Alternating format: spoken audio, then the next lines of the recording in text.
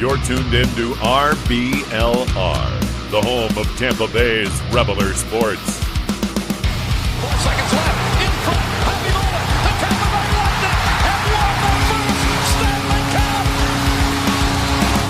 And the Tampa Bay Lightning have won the Stanley Cup. Lightning strikes twice. The Tampa Bay Lightning win their second straight Stanley Cup.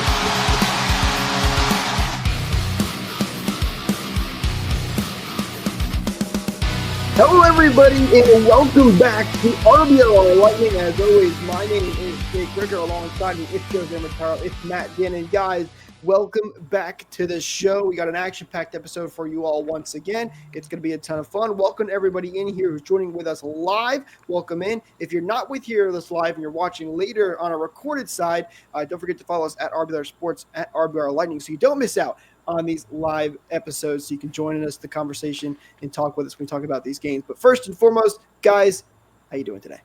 Doing pretty well. Hit that notification bell. It's fun getting all the people that are chatting and the live broadcast with us. Oh yeah, that's the sound. It makes for a lot of fun to jump in that chat room. But I'm doing pretty well. Glad that Christmas is over. Hope you guys had a good Christmas yourselves. It's always a busy time of year, so things start to get regular after this week.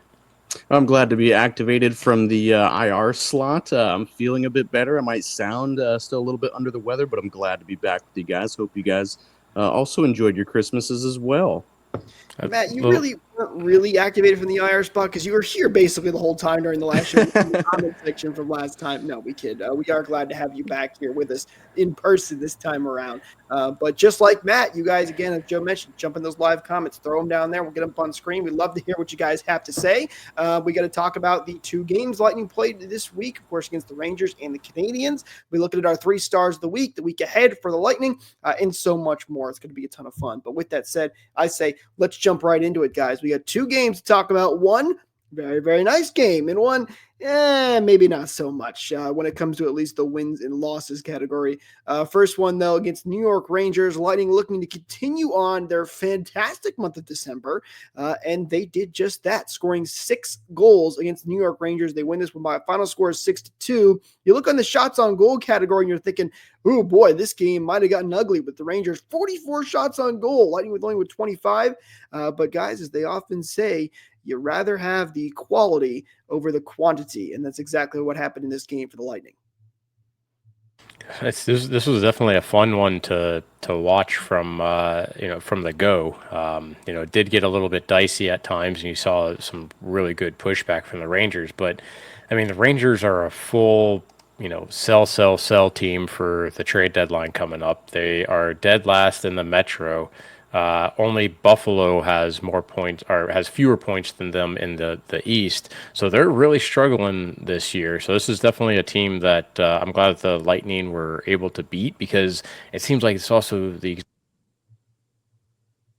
Man, Joe's topics were so good that we lost him there for a second. Hopefully he gets back in here quickly. A beautiful frame. Look at that. Perfect. Right when he was going. Joe's internet probably went down. But I think I kind of know what he was getting at there with, and Matt, you brought this up before a little while ago at this point. The Lightning tend to play down to their competition where, they're playing a bad team. They don't play so great. And again, I don't know if this game was perfect because he gave up 44 shots on net. Huge shout out to Andrei Vasilevsky, who was fantastic in this game. But you score 6 goals, you're doing something right.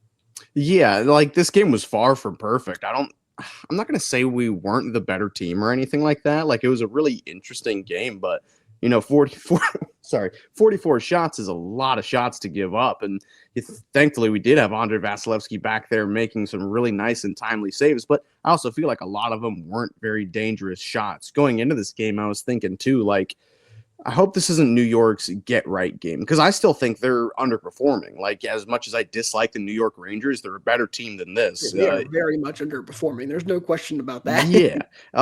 They are a better team than what we're seeing. Don't get me wrong. I'm enjoying every moment of this. I do not like the Rangers a bit, but they need to be playing better. And the Lightning, thankfully, took advantage of just the horrible team chemistry and just the lack of effort on the back end. Like, their forwards are still getting it done, but their defense is just in shambles right now. Adam Fox and Keandre Miller getting rid of Jacob Trouba, as much as I don't like him, that seems like a terrible move. In hindsight, it has helped nothing at all. It's actually probably kind of hurt them a little bit even too.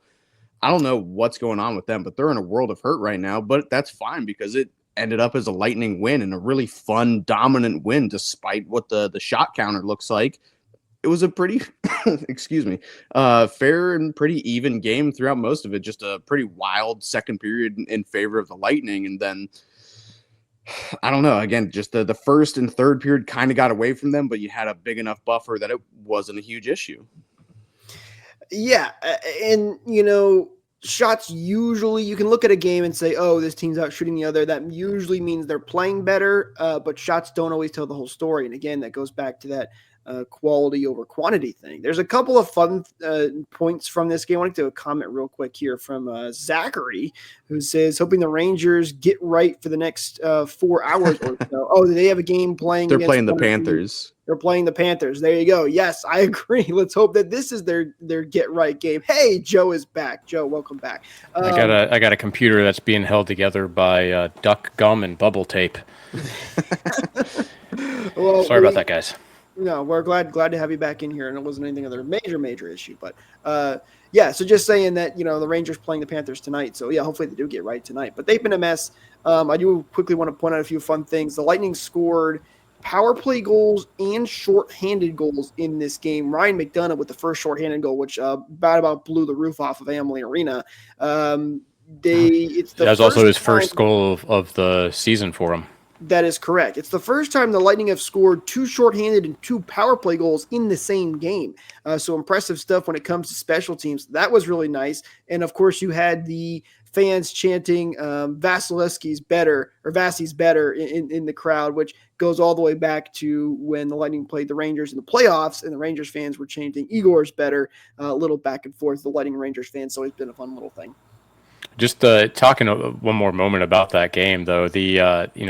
You guys are saying I could hear you, even though I couldn't couldn't participate, about the number of shots against, and I agree with you, Matt. A lot of them were from perimeter shots. They were low percentage scoring chances. It was a very good example of a bend but don't break, and I think, considering that they knew that they were coming up against a back-to-back, a pretty good job of shutting down the team while having a lead, and just allowing the Rangers to work perimeter, try to your best not to get them into the middle. Not that they didn't allow that several times. Vasi definitely came up huge with a few of those saves, especially one of those right pad saves that he had, like 2 or 3. I can't remember who was in that type, but 2 or 3 leg pad saves right there.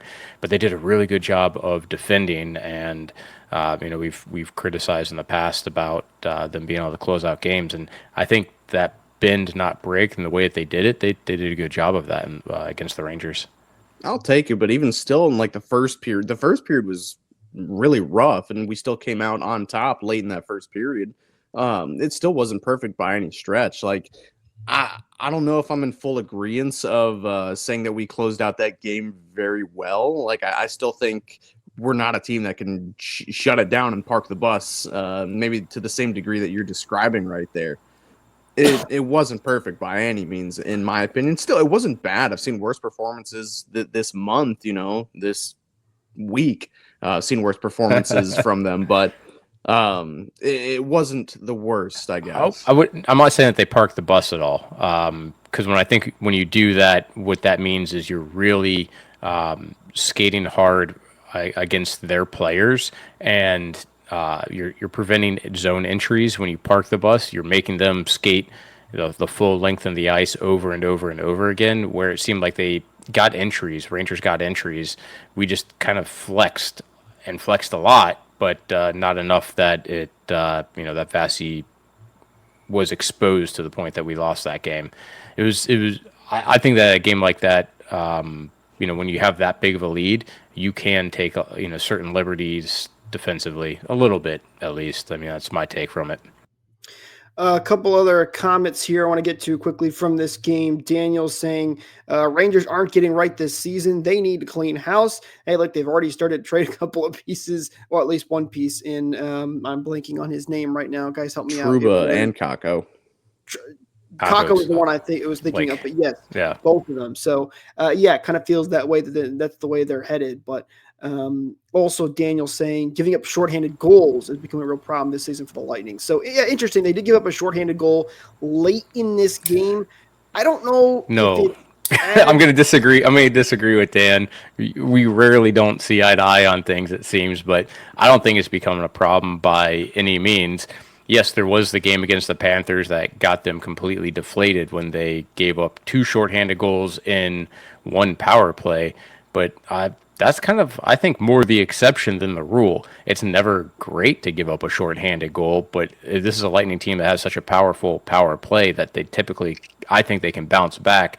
And it's not like we saw, what was that? It wasn't last season, but maybe the season before, where it was just, they were struggling bad with that.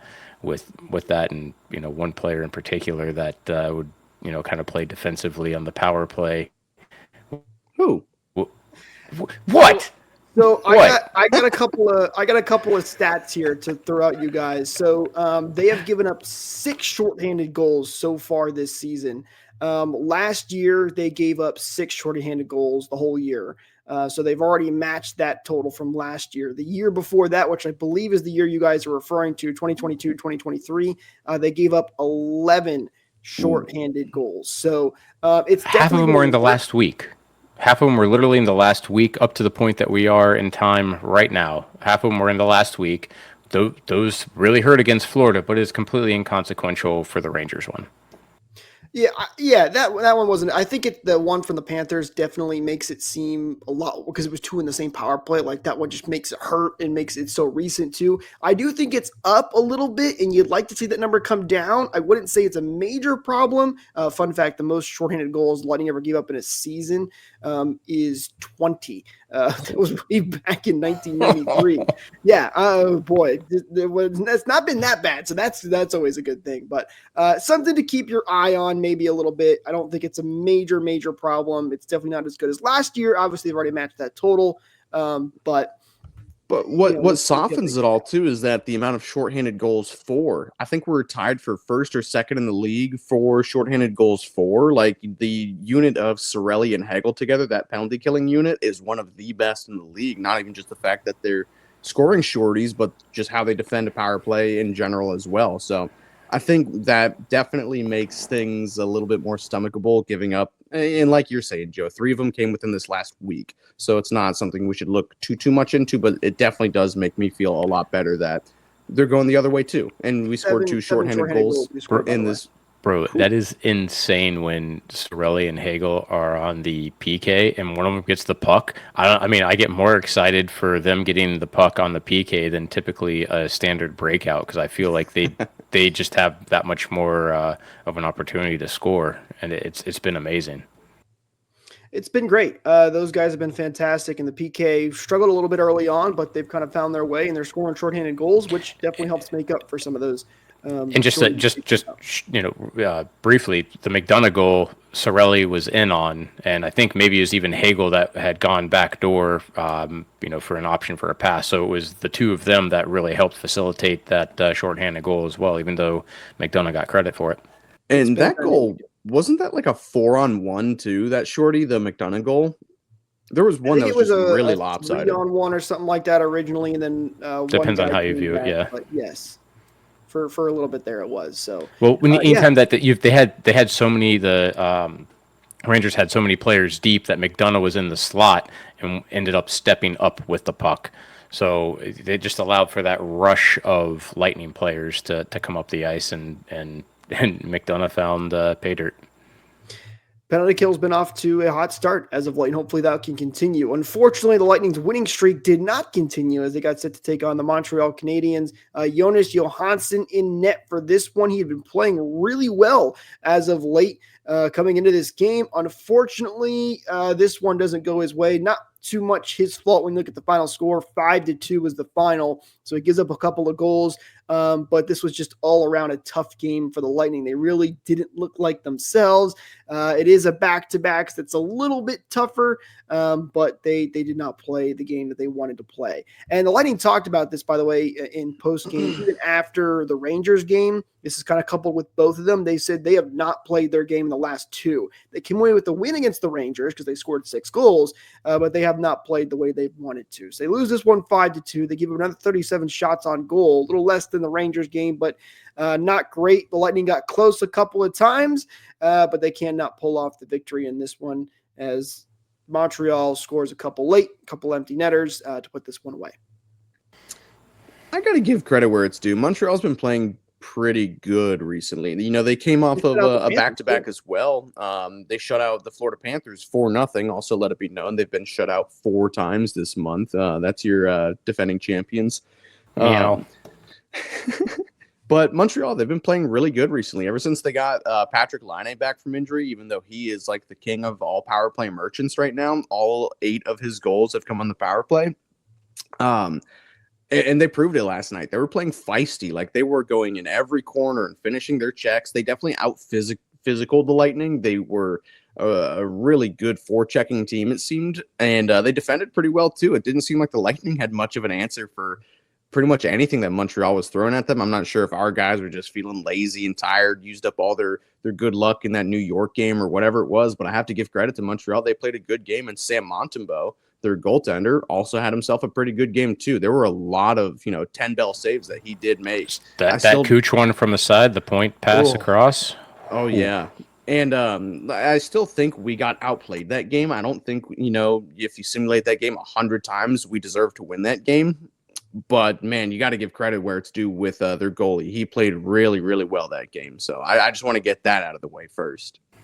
Yeah, I mean, that's completely fair. There were so many great saves that could have been like tide-changing goals where you build on that momentum.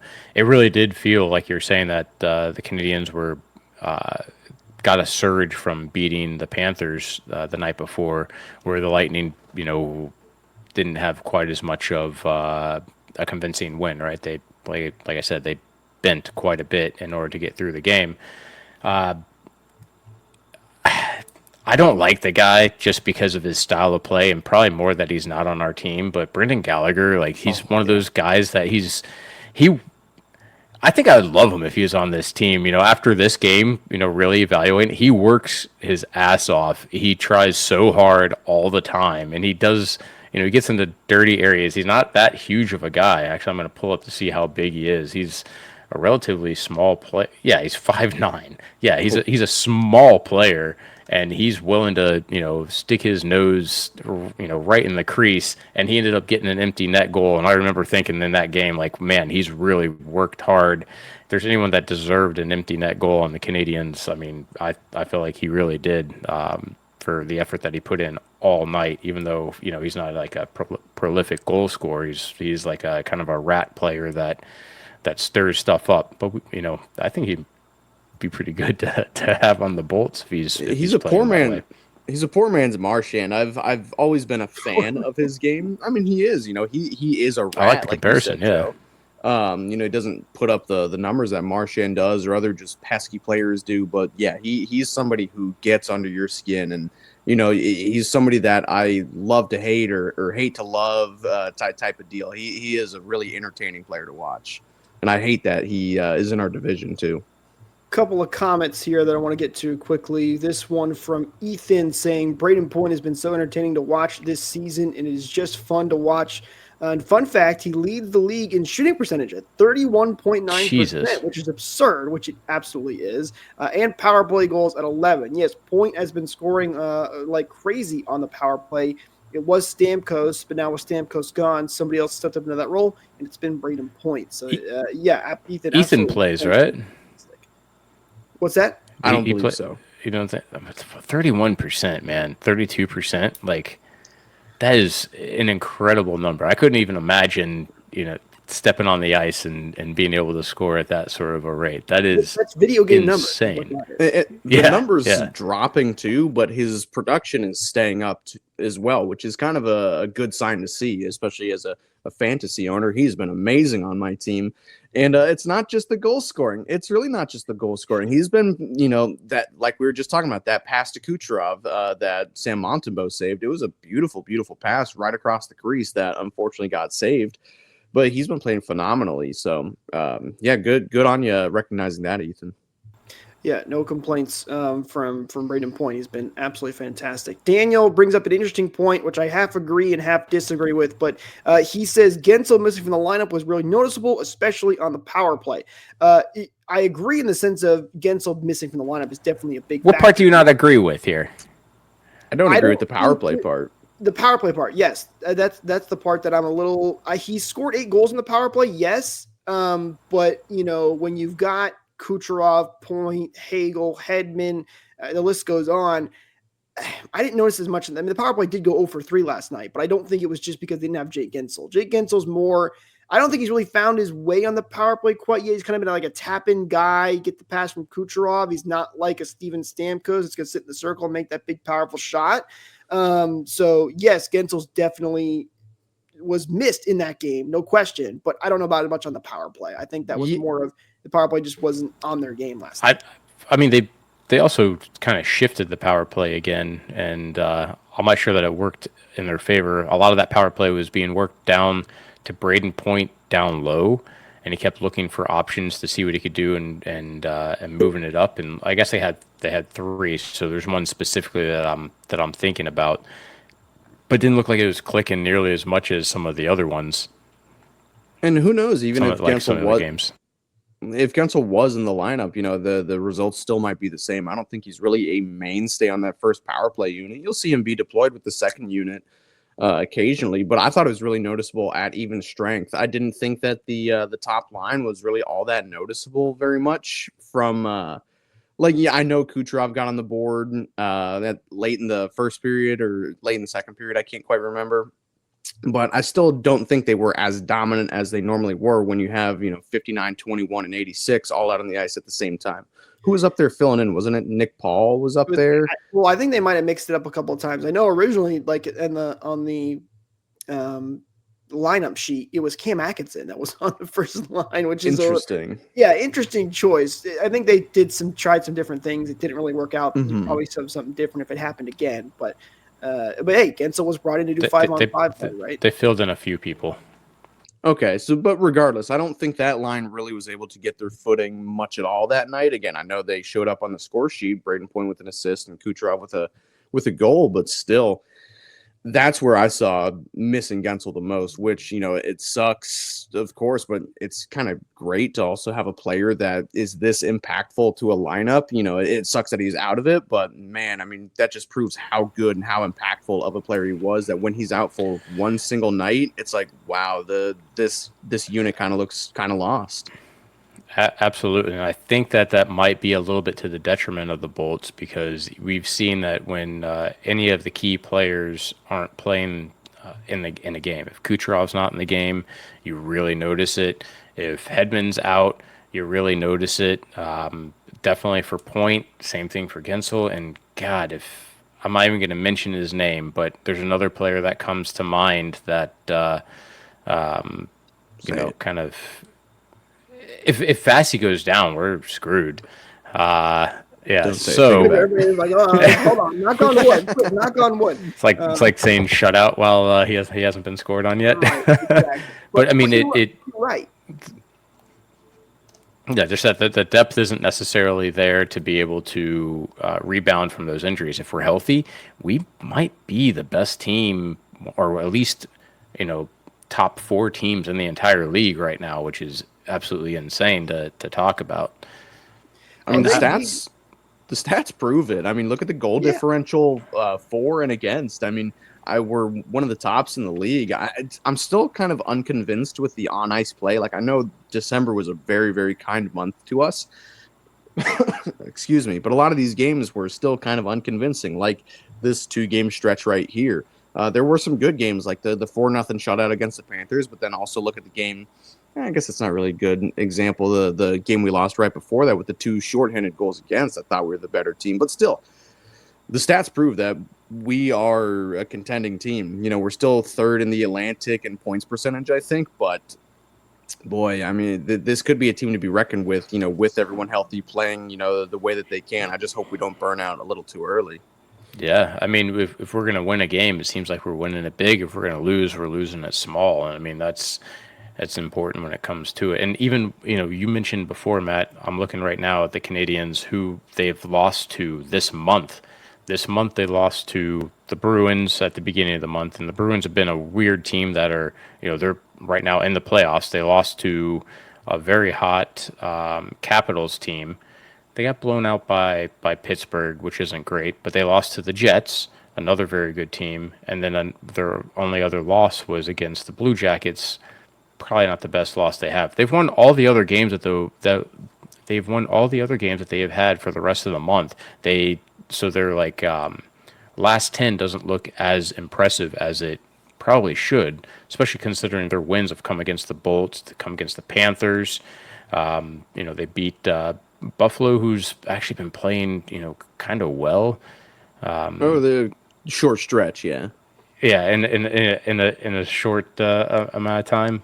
So I mean, this was a tough team for some reason. They got a lot of confidence recently, and definitely helped that they played Florida the night before, and this wasn't a pushover team. And even at that, the Lightning, I think that they worked pretty hard and kept the game.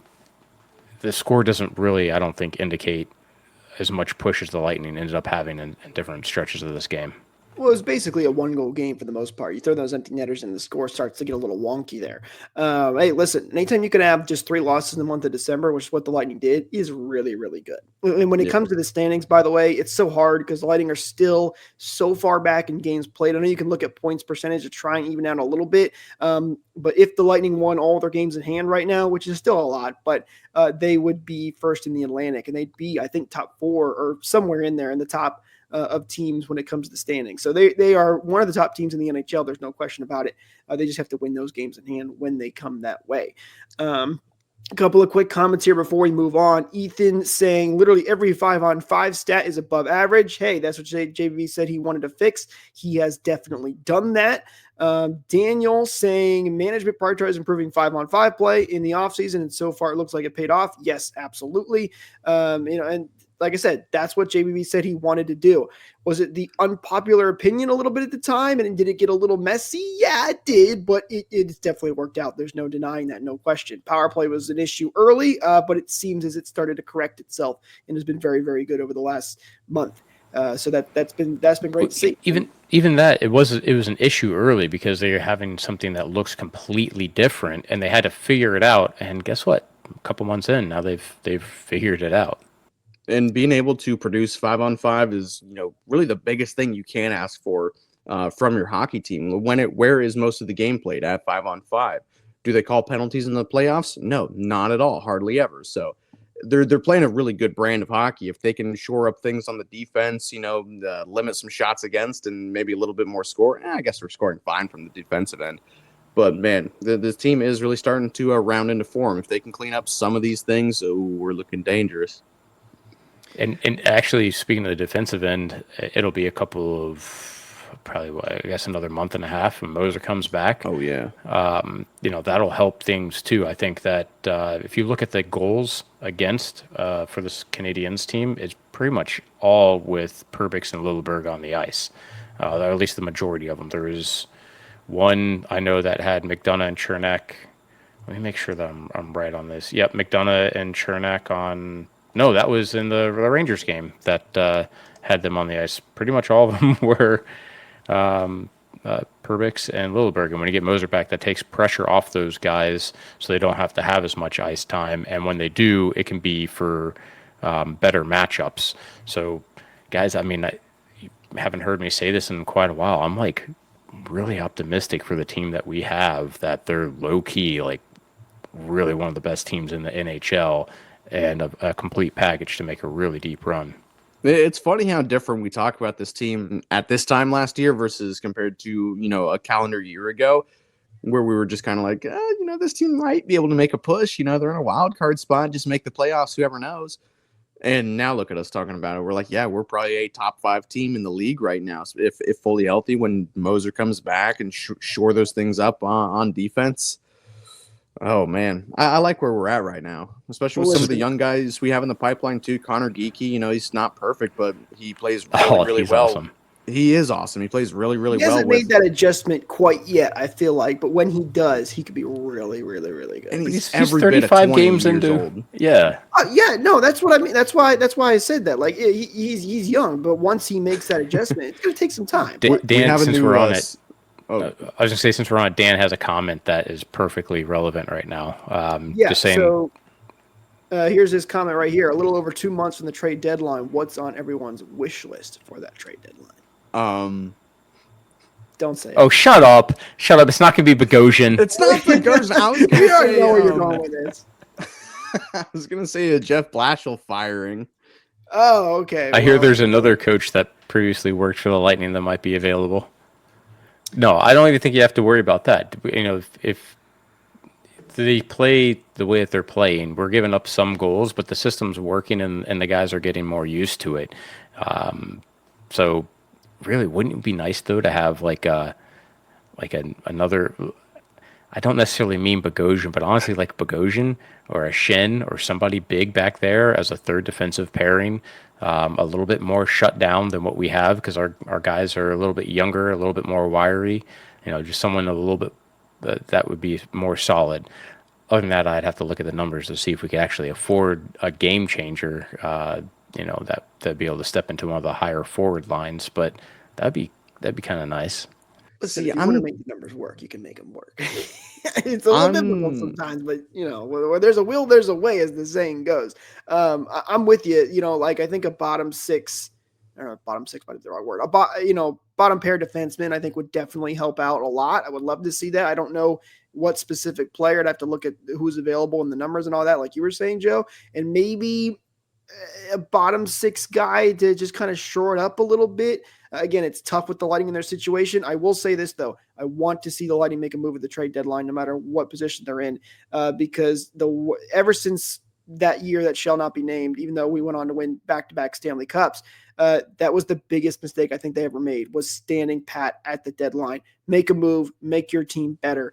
So I definitely want to see them do something. Minor moves is fine, but I think they should definitely do something. I think you've definitely seen too that management and JBB has no problem go ahead and leveraging the assets that he has to make a move if he feels like it's what the team needs in order to make a deep run, and that's good progression and maturity from the GM as well, to see that he's changed a little bit in what he's willing to put up.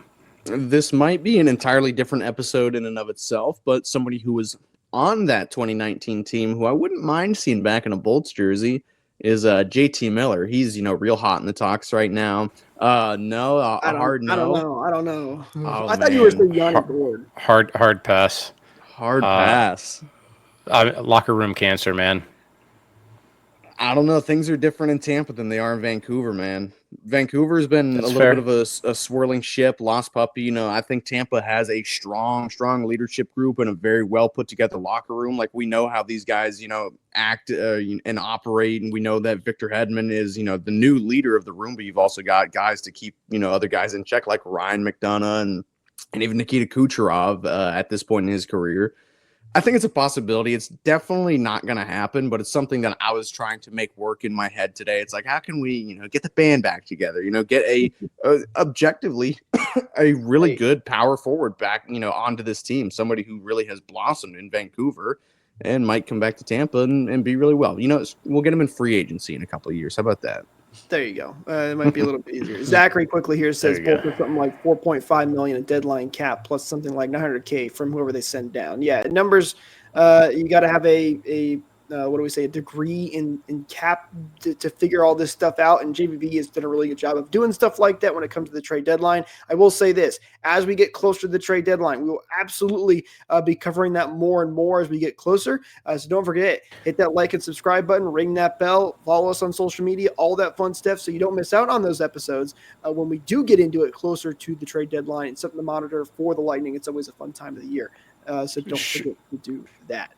Shortly, I'd be remiss if I didn't bring it up, and it was one of the things I wanted to make sure I didn't forget. I almost forgot.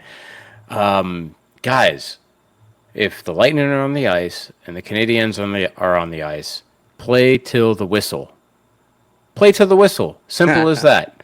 And that goes for both teams, because almost 1 year to the date, that was the game that there was a puck that was basically dumped on net onto the Canadiens goaltender. They thought it was going to be a TV timeout. Johansson skated to the corner. The whistle never blew, and it was a 200 and some foot shot into an empty net for the Canadiens. And then same thing, or a similar sort of thing happened, in this game where puck just went underneath the goaltender, but it was completely loose. Whistle never blew, and Kucherov skated around a bunch of guys, just kind of peeking his head in, and found pay dirt, found a puck just kind of sitting there, just flicked it into the back of the net for his goal. I thought it was funny because the ref was kind of looking around. He's like, is anybody going to notice this type of deal? And Kucher's Johnny on the spot for that. It was really funny, but it was not nearly as funny as that goal from last year. That one is still just crazy how that happened. But it's apropos. Right? So funny, yeah. Yes. By the way, when have you ever seen Kucherov come up laughing and giggling like a little girl after scoring a goal? You don't ever see. I swear he had to have remembered it. That absolutely. That's what he was thinking about when he put that in. Strong possibility. It was definitely a very funny goal.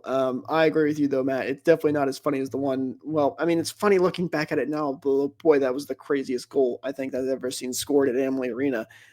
Because that one you had literally the arena playing the music and the lights were on and everything. This I was at that one. I was at that one sitting behind the net too. It was behind whoever the Montreal goaltender was for that game. I was over next to Johansson and watching him skate off. I thought the play was that's right. You're on the other side. Yeah.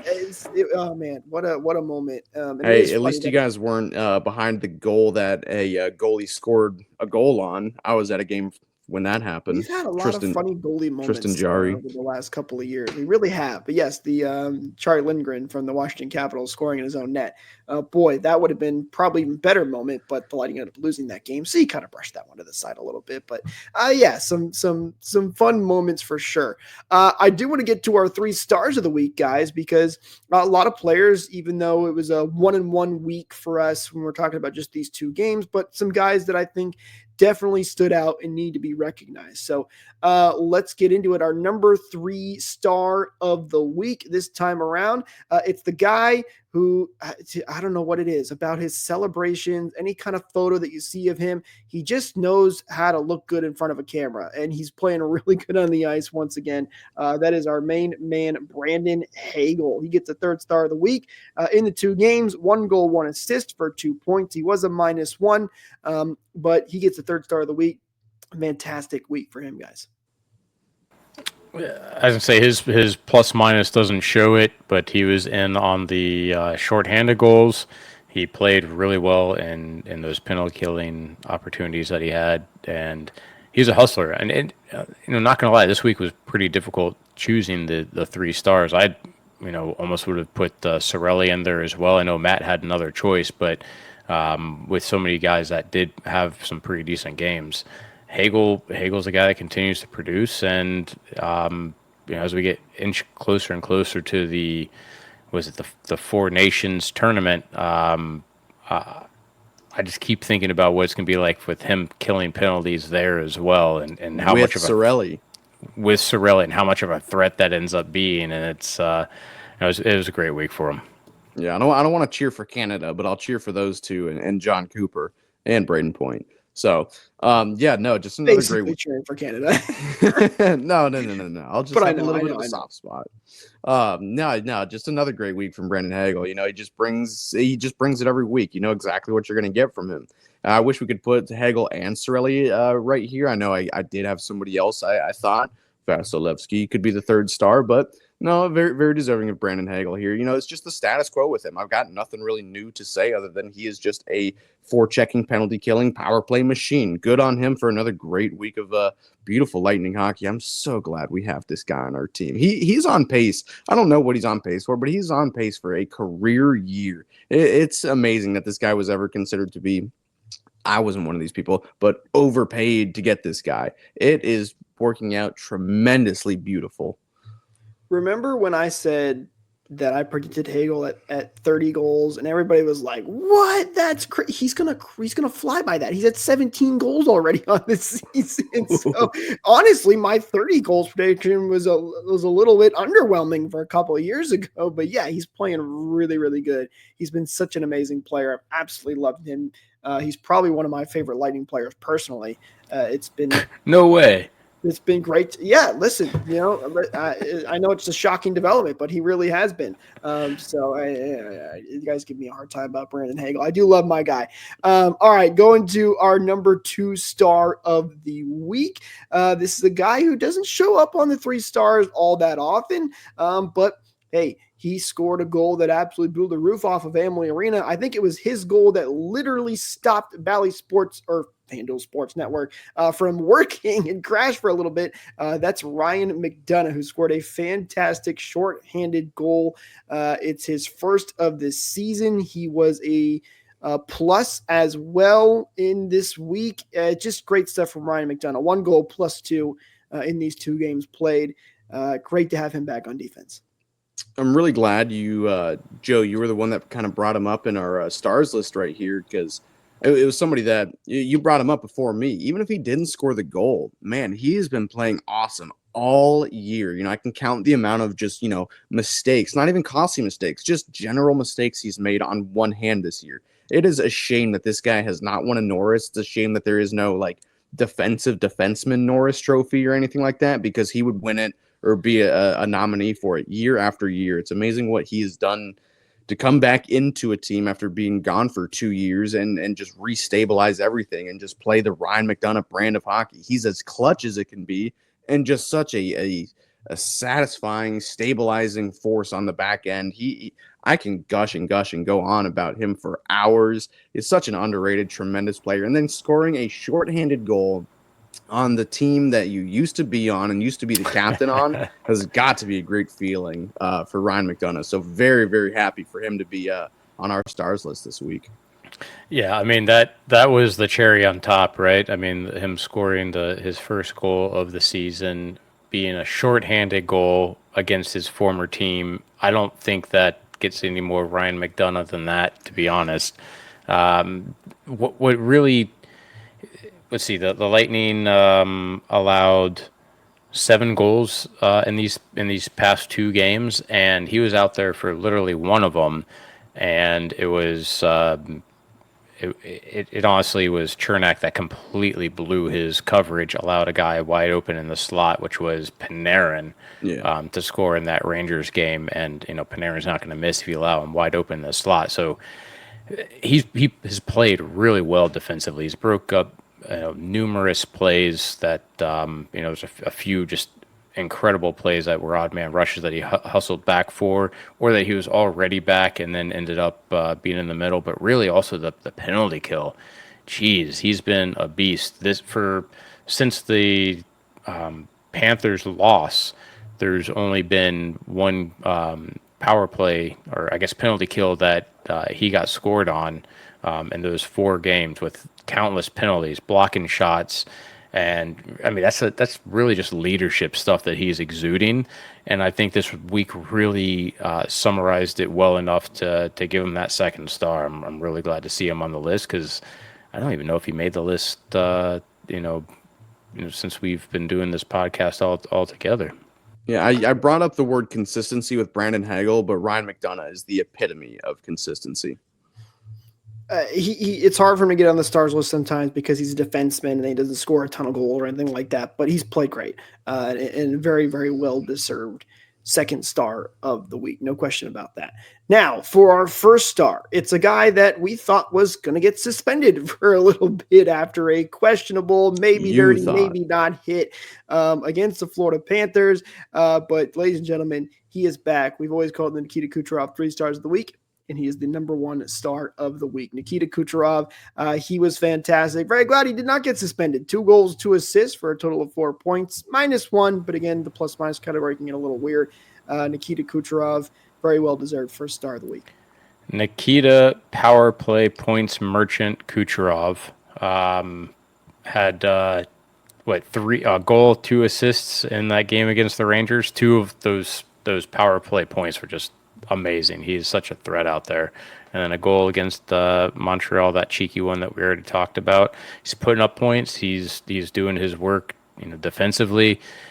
Even in that Montreal loss, he was a -1, but it came down to a lot more than just him in that game. And I like what he's putting out, especially bouncing back after a potential suspension. He came back with with some fire under him. I think you meant to call him Nikita Kucherov. He's the bee's knees. No, yeah, just a phenomenal player as always. But even though he ended up as -1, I thought in the Montreal game, he was playing very, very well on the back check. There were a couple of steals he had, but there was one on Patrick Laine.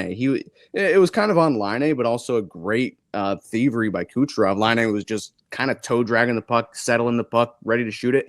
Kucherov just out of nowhere comes stick lift, puck goes the other way. Didn't turn into anything. It might have turned into a scoring chance, but that play in my mind, it reminded me so much of a couple weeks ago. I think it was in the Sharks game, maybe, or some big high scoring game where he just comes down. We were on the power play, puck going the other way. It was a 2-on-1. He comes down, strips the puck, ends up as a goal for Jake Gensel. It was very similar to that, where he's just so sneaky and thievery. His defensive game, again, he's not going to win a Selke anytime soon or ever, but he needs to get a little bit more credit for what he does do on the back check, because I think he has finally in his career learned that, if you play well defensively, that turns into offense. The best offense is a great defense. So he just seems to be exuding more and more and more of that every time he plays. So I got nothing really about how good he is offensively. I just wanted to get that out there, how responsible he is starting to play year after year, game after game. So credit to Kucherov there. Very unsurprising that he is our number 1 star like usual. Matt, you mentioned thievery. I'll tell you what else is thievery. The amazing priced, awesome merchandise we got over. Oh, God. On RBLR Sports. I got you on that one. It's been a little while. But shop.rblrsports.com. You guys can use code BOLTS to get 10% off your order. Check out the awesome Lightning, Rays, Bucks, Rowdies, inspiring merchandise we have over there for you guys. It's some really cool stuff. Helps out the show. We do appreciate it, and you get a cool shirt out of it. So be sure to go check that out. Links, as always, are in the description. And if you're sick of looking at Y's on jerseys, get some merchandise without some ads on it. Sorry, I had to throw that in there too, because I haven't said anything in a little while, but it's still bothering me. I want that to be known. Anyway. That was, you're saying about stealing pucks, Kucherov. He did that to Laine too, who ended up in the high slot, and he came up behind him and completely, pulled the puck away. Right? Did you mention that one, or that's the one that you mentioned? Okay. I think he had one on Dvorak too, but the Laine one was just perfect. It was just perfectly timed. Oh yeah. Yeah, I'm not gonna lie. I tuned out for like a quarter of a second when you said his name because of a comment that we had, which I know that people are gonna go nuts if you pull this one up, in the comment section. I'm assuming you mean this one. So, which meaning was worse? Kucherov or Timo Meier? Can I go? Yes. Go, because I just watched the replay and I just sent it to you guys in our Discord chat. Kucherov's was worse. Neither of them should be 5 minutes. I didn't really get a chance to put my 2 cents in last week because I was feeling under the weather, but I know you're in the party of it was a dirty hit, and maybe not crazy, but it was a dirty hit. I'm still of the belief that, man, he was trying to lay a body check, a hip check, whatever you want to call it. It wasn't a knee-on-knee hit, in my opinion. Oh, Jakey, are you watching it? And I don't think the Timo Meier hit was all that dirty. I've only seen one angle of it. I only, came across in my feed, but I didn't think that was worthy of a 5-minute major either, too, especially because both the guys that got hit, pardon me, were able to come out for the ensuing power play. So I'll go one further for you. Both of the guys that got hit put themselves in extremely vulnerable positions, and that's Bingo. That's just it. I mean, God, I said it last week. Kucherov could have gone for Kachuk's head, but he kind of didn't. He looked for more of a glancing blow, and Kachuk's leg was still out. Kucherov's knee wasn't extended fully, like he was trying to make primary contact with his knee. The guy got himself in a really bad position, and man, looking at this Meyer replay, Natchez, he tries ducking a check, and then it reminds me of like what was it, like the pinup girls from the 1950s, where there'd be like a girl with one leg, she'd be standing on one leg and the other one be kind of kicked back, and she's looking over her shoulder. That's what his knee does. It just kind of like flicks off to the side with Natchez, and it looks completely unnatural. And I think it's because he tried to avoid the contact, and instead he left his leg out. I don't think that should be a knee penalty at all. That's the first time I've seen that hit, by the way. That's why I was so get the little reaction out of me. His knee looks crazy. It looked nasty, and I know that doesn't feel good at all.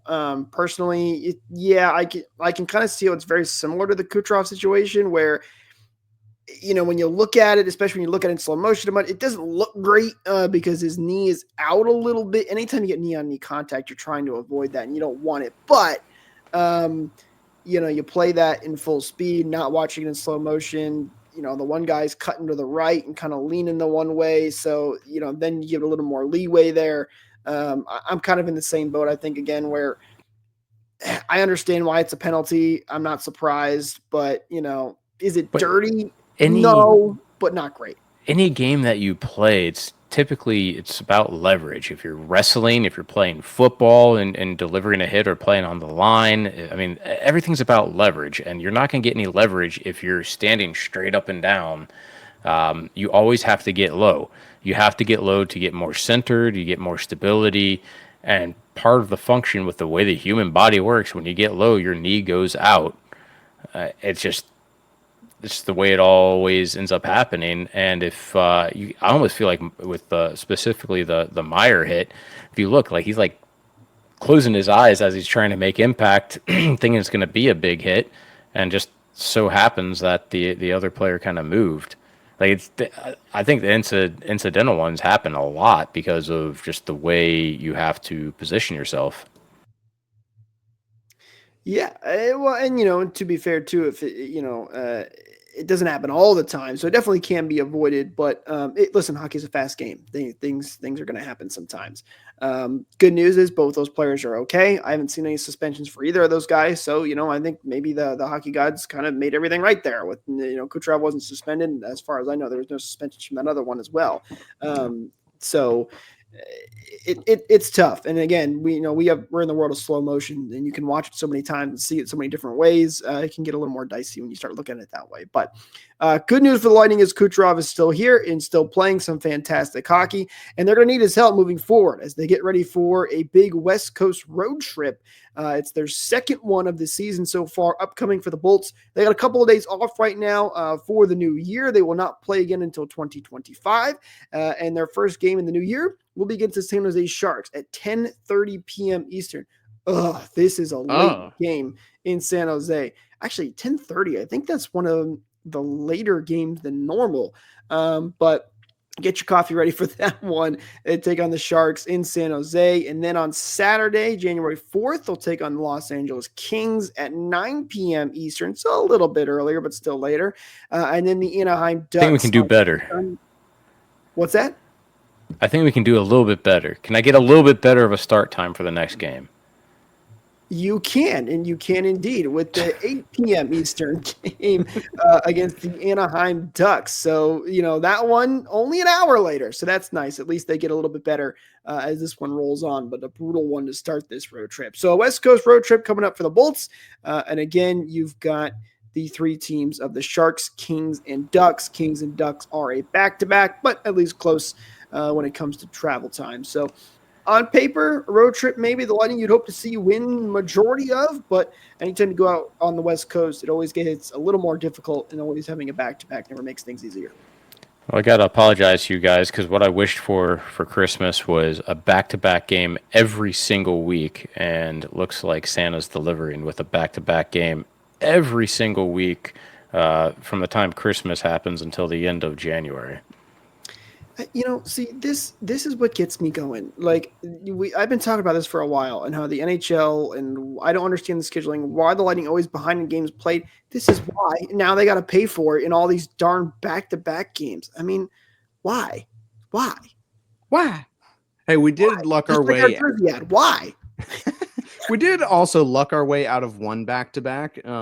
We did. With the Carolina game, so we can be a little grateful there. But there still is a lot of back-to-backs this month. This is where we're gonna catch up in the games played category. The only issue is you got to win those games for it to really matter. So hopefully you got two pretty crappy teams in this coming week, in the Sharks and the Anaheim Ducks. The Kings are actually playing really good hockey right now, so that's going to be a team to watch. But hopefully I can just, watch the first period of that Sharks game and wake up to another 8-goal game by the Lightning that Joe just hated. Hopefully. Yeah, fair. Hopefully. Oh, go ahead, Jake. I was going to say, I just noticed this, by the way. This is looking way ahead in the month of January, but the 19th to the 25th, the Lightning have 4 games that week. There are 2 back-to-backs in the same week. What? Yes. So the Lightning play the Leafs on the 20th. They play the Canadiens on the 21st. Then they have 2 days off, and then they play the Blackhawks on the 24th and the Red Wings on the 25th. They have 2 back-to-backs in the same week. I don't understand this schedule. But anyway, that's a little while ahead, and we'll get to more on that. Why take more days when less day do same job? I don't know, Joe. It's a great question, and we may never know the answer. So the back-to-back portion is going to be tough. Like that aspect of the schedule is definitely something to contend with. But there are a number of teams on here that are relatively weak that we should have, if all goes well, we should be able to have our way with. And there's a real possibility, based on the current standings and based on this upcoming schedule, that by the end of this month of January, the Lightning could be at the top of the conference. Top of the conference is crazy. Let's take baby steps here and try to go top of the division. I know Washington, I think they're still top of the conference here, aren't they? I think it's pulling it up. I'm pretty sure it's Washington, but regardless, we do have a good situation in front of us. I'd rather be, the division, we're only 4 points away. From the top of the conference, it's 11. So I was kind of going for a bit of more of a stretch to go that way. Yeah, I think the division from the top of the division. 42 for the Lightning with 34 games played. 7 more games played for the Maple Leafs with 46. So 46-42. Wow. The Lightning can definitely make up those games. Like, it's only a couple of wins, and they're right there with everybody else. So it's definitely possible. Can they do it in the month of January? We'll have to wait and see. But they're definitely on track to do that. One more comment here before we get ready to wrap things up here from Daniel. Sharks are a good young team. Haven't the Lightning struggled in that barn? I don't know. Recently. I'd have to look up the stats in San Jose. We did just beat the Sharks 8-1, so you would hope that would kind of carry over and they would be able to play good against them. Lightning have struggled with bad teams sometimes, but listen, anytime you're on the West Coast and playing at 10:30, things can get a little dicey. So it's hard to say. Joe, are you looking that up right now? Trying to. Because I think if I remember correctly, the last time they played there, they did win. I think it was a closer game, but they did get the win at the end of it. Because didn't they beat the Sharks in overtime? I remember there was a game a couple of years ago. Victor Hedman opened up the scoring. I don't like that face that I just saw from. No, just the last time that we played. Oh, that's okay. Never mind. I'm sorry. This was listed backwards. I was looking at 1992. Oh yeah, that's that doesn't sound familiar. No, there was a game a couple of years ago. I don't. It wasn't last year. It was the year before. Victor Hedman opened up the scoring within like the first 30 seconds of the game, and like a minute later, Erik Karlsson scored because those two are buddies, and it was a really close game up until like the final like 10 seconds of the game. Kucherov walked it off. I remember that. I'm pretty sure it's Kucherov. I don't think we really have historical struggles in that building, at least not over the last 5 years or so. However long the Sharks have been garbage. If I'm reading this correctly, this can't be right. Have they played 10 games in San Jose? 5-5? I mean, that doesn't sound accurate for all time, but at least for, let's say, I see 1, 2, 3 on this list for the last 3 years. The Lightning. I found it. Okay. It's 13-10-1 all time away. That's pretty good for the Lightning. So, yeah, I don't know if I'd call that a struggle. It's not. In the last 7, the Lightning have lost once. Okay, wow. There you go. So, Daniel, I think I know what you're thinking of, though. The Lightning do tend to struggle against some of the bottom teams sometimes. They've done that a lot this year. So hopefully that doesn't continue. Hopefully they continue the great winning streak that they've had in San Jose, as Joe just mentioned. But no matter what happens, we'll be right here next week to recap it all for you guys. So don't forget to hit that like and subscribe button, ring that bell for notifications, hit that share button if you did enjoy this episode. It really helps us out, and we really do appreciate it. But with that said, guys, that'll do it for us this one. We'll talk to you next time. Go Bolts. Happy New Year. See you next year.